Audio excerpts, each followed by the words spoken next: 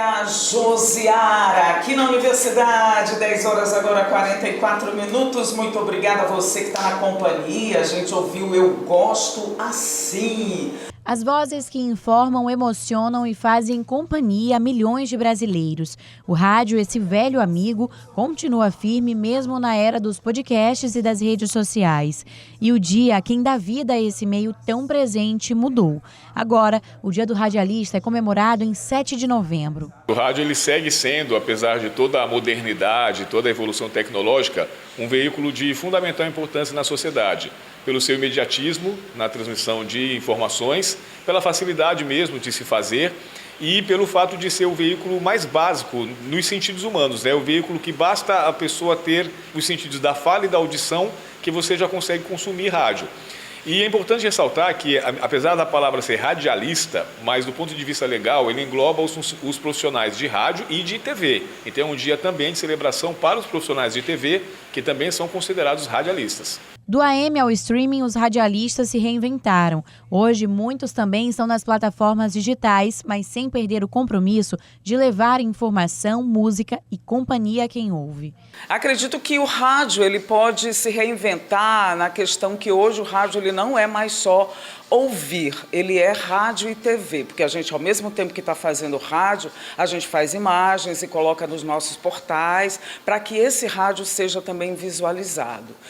Mas o rádio é um instrumento, é um meio de comunicação que ele é imediato, então a reinvenção dele é, sobretudo, manter o ouvinte antenado com a verdade, entendeu?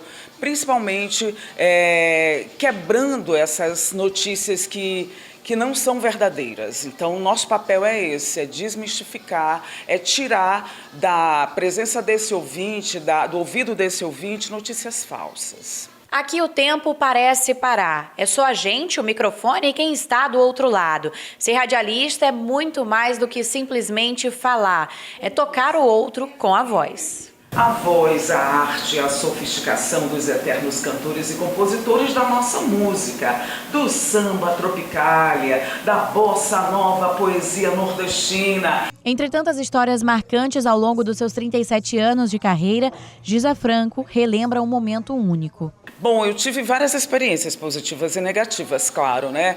Mas uma que ficou marcada na minha história, na minha trajetória do rádio, foi uma vez que eu entrevistei a cantora e nossa maior, né, a Marrom, nossa Alcione, né? E ela simplesmente ficou assim para mim: gente, que voz é essa, mulher? Aí eu falei: o quê? Aí ela falou assim: tua voz é muito linda. Então você receber uma homenagem, né, uma positividade, uma pessoa tão importante, né, uma declaração como essa, é simplesmente renovador, assim. Eu renovei, falei, não, aí eu ganhei, zerei total e vamos lá, vamos continuar. No dia 7 de novembro, o Brasil celebra essas vozes que fazem parte da nossa história e do nosso cotidiano. Profissionais que transformam o silêncio em companhia e informação em conexão. Bom, o rádio ele tem inúmeras funções, então é difícil a gente descrever a rotina só de um ponto de vista. Existe toda uma logística, acima de tudo, que é o respeito aos horários, as funções no trabalho, a divisão dessas especializações que envolve jornalismo, programação musical, produção de programas, produção de campanhas, toda a parte administrativa de uma rádio. Então são diferentes rotinas.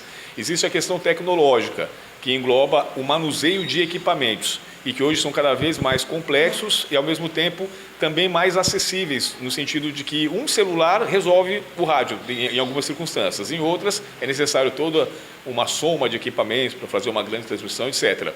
E existe também a rotina de programação, que é não só executar essa programação, mas também compreender do ponto de vista do ouvinte, se essa programação está atendendo determinadas demandas e o que pode ser feito para o tempo todo ir construindo uma mudança, porque a programação de uma rádio ela precisa ser dinâmica, ela atende não só a linha de programação de uma emissora, mas também o que os ouvintes esperam dela. Então é o tempo todo construindo novos programas, adequando horários, criando novas linguagens. Então é uma rotina que não para. Eu costumo dizer, se você não for para casa, trabalho numa rádio tem 24 horas. É que você tem que parar e descansar, mas se você ficar na rádio, você trabalha 24 horas.